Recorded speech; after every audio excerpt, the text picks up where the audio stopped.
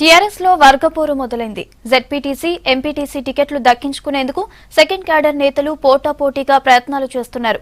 తమ వాళ్లకు ticket ఇప్పించుకోవాలని sitting ఎమ్మెల్యేలు, తమ వెంట వచ్చిన వారి కోసం వలస నేతలు పోటీ పడుతున్నారు. బయటకి అంతా కూల్ గా కనిపిస్తున్నా అధికార పార్టీలో గ్రూప్ రాజకీయాలతో సతమతమవుతోంది.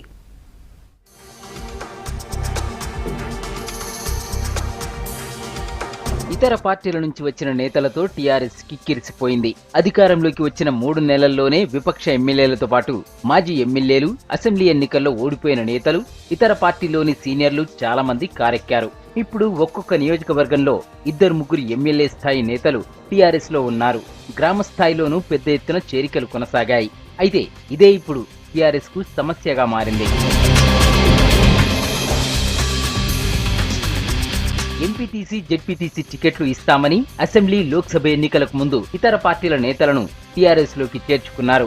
ఎన్నికల తర్వాత కూడా పలు పార్టీల నాయకులు అనుచరులతో కలిసి గులాబీ కండువ కప్పుకున్నారు. దీంతో లోకల్ ఎన్నికల టికెట్లకు టీఆర్ఎస్ లో పోటీ పెరిగింది. ఎంపీటీసీకి 4, జెడ్పీటీసీకి 10 మంది పోటీ పడుతున్నారు.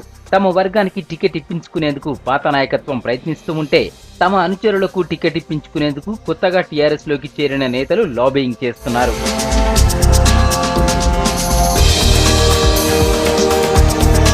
ఒక్కో నియోజకవర్గంలో 2 నుంచి 3 వర్గాలుగా విడిపోయారు టీఆర్ఎస్ నేతలు.